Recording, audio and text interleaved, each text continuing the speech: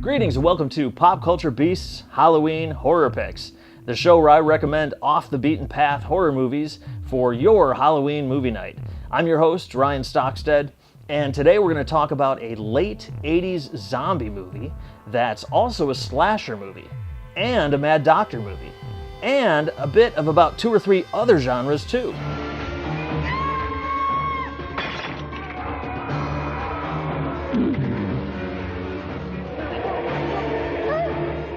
The distance between the depths of a damaged mind and the depths of hell is no greater than the thickness of a door. And now, the door is open. The Dead Pit.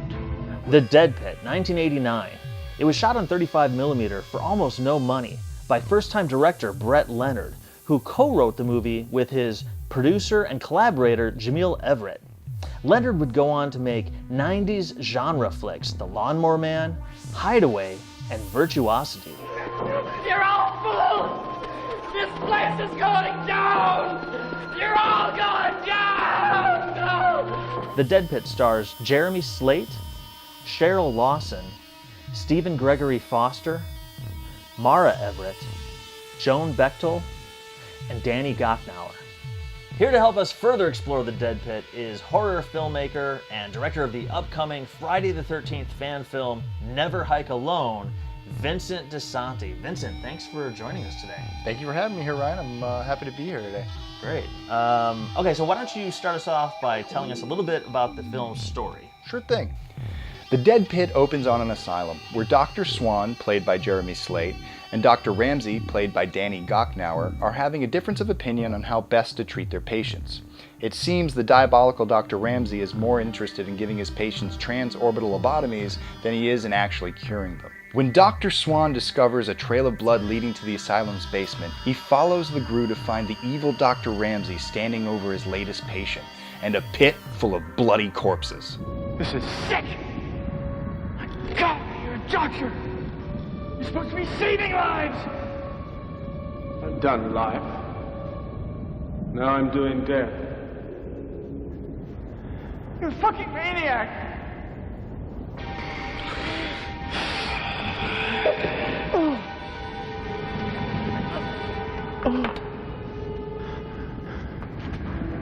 Think your last thought, Doctor. Swan survives the attack, killing Dr. Ramsey in self-defense. He then leaves the Mad Doctor and his pile of corpses to rot in the Dead Pit, sealing the basement door as he goes. 20 years later, a beautiful amnesiac played by Cheryl Lawson arrives at the asylum to begin her court-ordered treatment with Dr. Swan.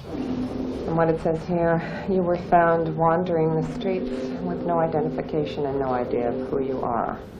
Is that correct? Yes, but I don't belong in a place like this. And what do you mean, a place like this? I can't remember my past. That doesn't make me crazy. Like all good horror movie mental patients, she claims that, well, she doesn't belong there and instead spins some crazy story about being kidnapped and having her memories stolen from her instead. I don't remember my past, but I remember how I lost it. Someone or something took my memory from me.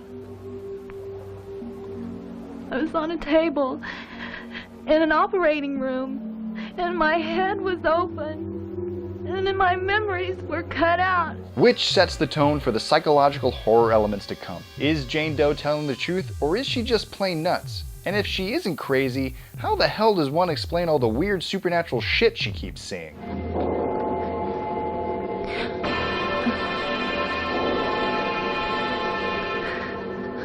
Right after Jane Doe's arrival, the asylum is rocked by an earthquake, which breaks the seal and unleashes the supernatural vengeance of Dr. Ramsey. They need help. What? The people in the cellar need help. It's all right. They want out. The people in the cellar. You have to let them out. You have to help them. It's only an earthquake. Okay, everybody, the earthquake's Please. supposed to be over. Oh no! Can't you hear them? The people in the cellar. Yeah. Let them out. Yeah, that's one of the things I love about this movie. It starts out as a mad doctor movie, and then she starts having these crazy nightmares and visions, and it starts to feel more like A Nightmare on Elm Street or Bad Dreams, with a sort of supernatural slasher element going on in the form of the dead psychosurgeon. By the time these zombies show up, you're not sure what kind of movie you're watching. The strange plot logic kind of makes it feel like a Fulci movie to me. Maybe it was a nightmare. Poor girl. Come here. Let me ease your mind.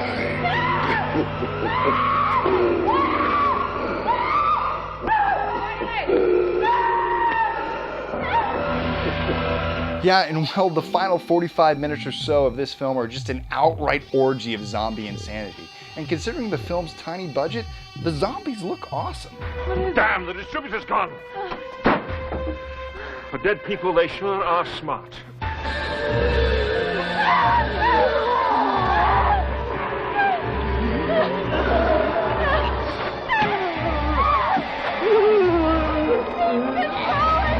Let's get to the fight!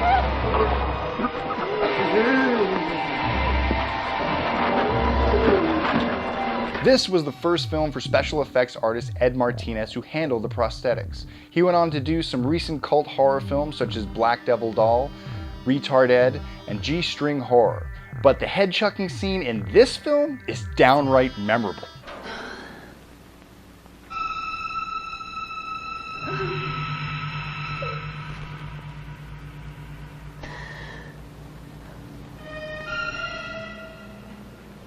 I'm the head surgeon here.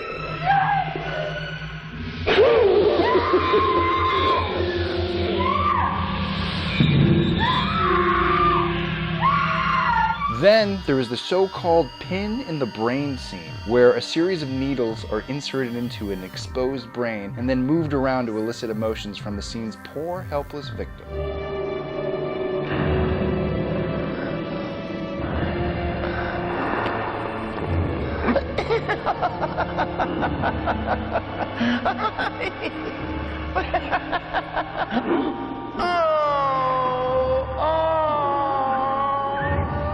That scene was cut out of the American print and the original VHS release, which is a shame because it predates a very similar sequence in Ridley Scott's Hannibal by about 10 years.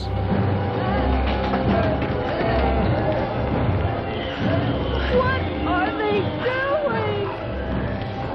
They've got brains in there.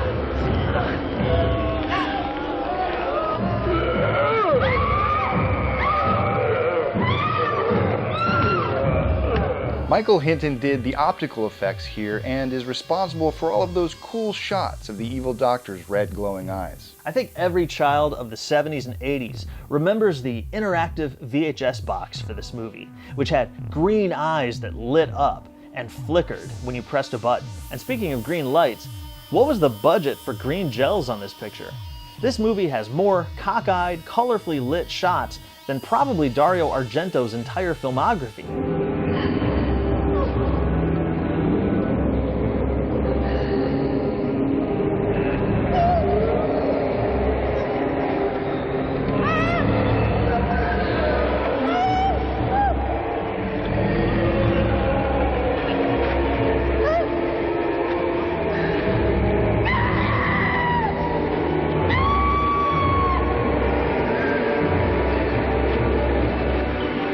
Reportedly, Cheryl Lawson won the part of Jane Doe, at least in part, because she had the best scream during the audition. And this movie does have an impressive scream count.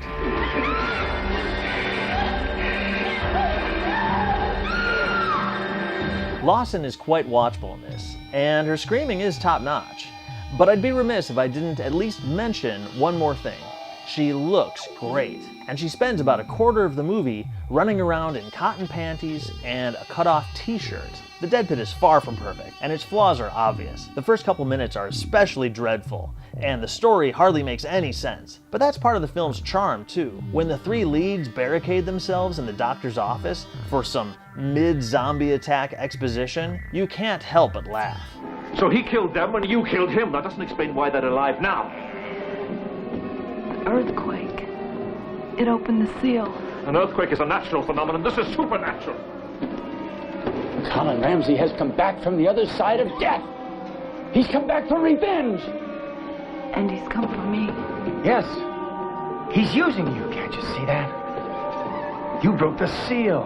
But I also think the movie has its strengths. It's original, fun, gory, and very entertaining. If you like zombie movies, or slashers, or any of the other genres it's mashing together, give The Dead Pit a chance this Halloween.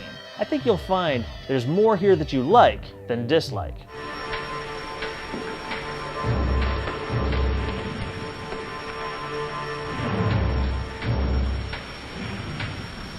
All right, qualified for the marathon.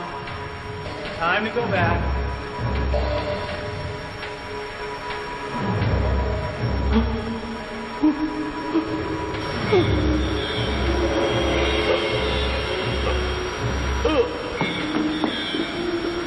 The disc that I watched is the Code Red 2008 unrated director's cut, which is uncensored and contains a very good commentary track as well as a bunch of interviews. But they also put out a 2-disc Best Buy exclusive with over 80 minutes of bonus material, and that's the version you should pick up, assuming you can find one on Amazon.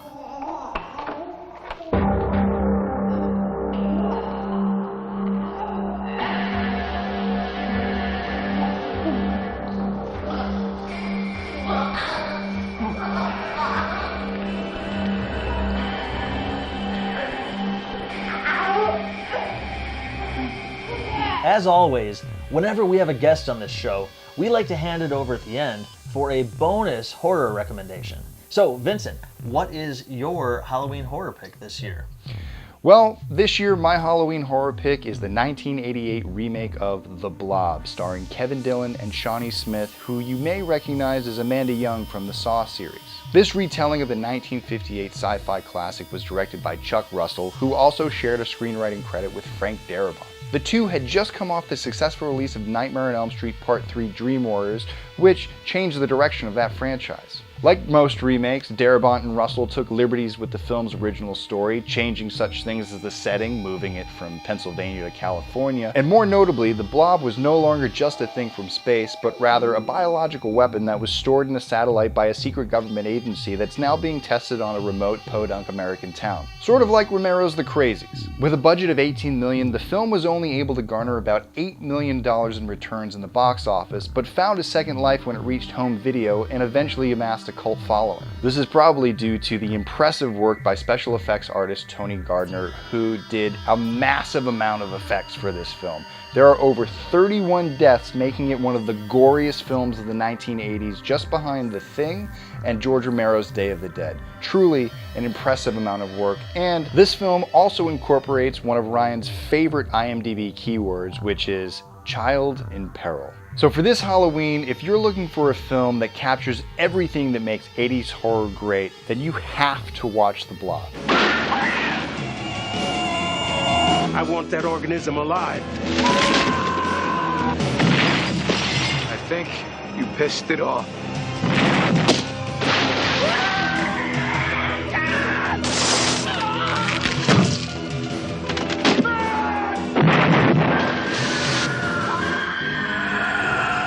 The Blob. Terror has no shape. I do really like that child in peril keyword. Thanks, Vincent. And thank you for watching Pop Culture Beast's Halloween Horror Picks. I'm your host, Ryan Stockstad. Be sure to like us on Facebook and subscribe right here on the Pop Culture Beast YouTube channel for new episodes every Monday, Wednesday, and Friday through Halloween. Thanks again for watching. Watch horror movies. I'll see you next time.